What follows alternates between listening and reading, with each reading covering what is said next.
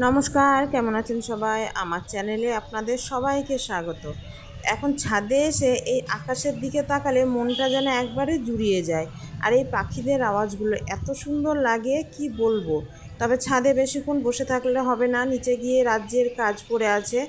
আর আজকে স্নান করে পুজো করেই রান্নাঘরে ঢুকবো, কারণ আজ ছেলে মেয়ে দুজনারই ছুটি, দুজনাই বাড়িতে আছে।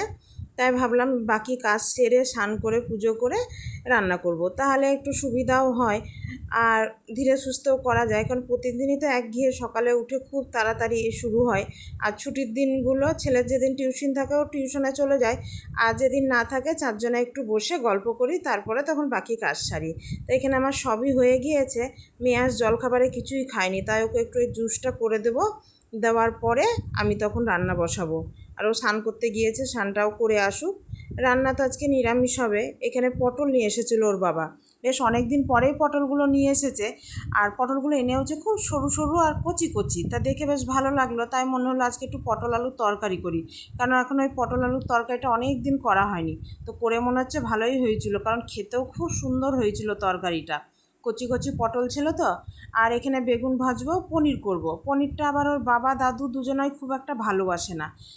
কিন্তু ওর বাবা একটু আধটু খেলেও ওর দাদু খায় না, আর ওর দাদু কোনো দিনই নিরামিষ খেতে চায় না, তাই ওর দাদুকে একটা ডিম ভেজে দিলেই হবে। তো এখানে পটল আলুর তরকারিটা মশলা দিয়ে দিয়েছি, কষিয়ে নিয়ে এবার পটলগুলোকেও দিয়ে দিলাম। দিয়ে এবার করব। একটু ঘি গরম মশলা দিলে খুবই ভালো লাগে, কিন্তু ওই যে এর বাবা কিছুতেই খেতে চায় না, তাই দিই না। না দিয়ে দিয়ে এখন আমাদেরও অভ্যাস হয়ে গেছে, মানুষ তো অভ্যাসের দাস। যেটাই অভ্যাস করবেন সেটাই অভ্যাসে থেকে যাবে। তো এখন না দিয়ে দিয়ে আমাদেরও এগুলো অভ্যাস হয়ে গিয়েছে চিনি ছাড়া, ঘি গরম মশলা ছাড়া রান্না করতে। তবে হ্যাঁ, সবাই যখন মানে লোকজন আসে, তখন এক একজনের এক এক রকম মুখের স্বাদ হয়, তো তখন অল্প করে একটু সব রকমই দিই। তখন আর কিছু বলে না, যেহেতু সবাই এসেছে, সবার মুখের স্বাদের সাথে একরকমভাবে। তাই এখানে পটল আলুটাও হয়ে গিয়েছে, আমি নামিয়ে নিলাম। আর বেগুন ভাজাটাও হয়ে গিয়েছে, এবার পনিরটা বসিয়ে দেবো। পনিরটা খুব হালকা করে ভেজে নেব। আর পনিরে খুব একটা মশলা আমি দিই না।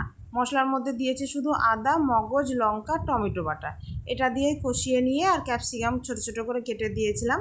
এবার এর মধ্যে পনিরগুলো দিয়ে দিয়ে কষিয়ে নিয়ে দেবো অল্প করে জল। জল দেওয়ার পর এটা খুব একটা ঝোল করব না, শুকনো শুকনোই করব। এই পনিরটা আবার আমাদের তিনজনের খুব ভালো লাগে, কিন্তু ওই যে ওর বাবা একটুও ভালোবাসে না, মানে একটা দুটো দিলে খাবে, কিন্তু যে আমাদের মতো অত প্রিয় সেটা না। তো চলুন, পনিরটাও হয়ে গিয়েছে, এবার নামিয়ে নিই।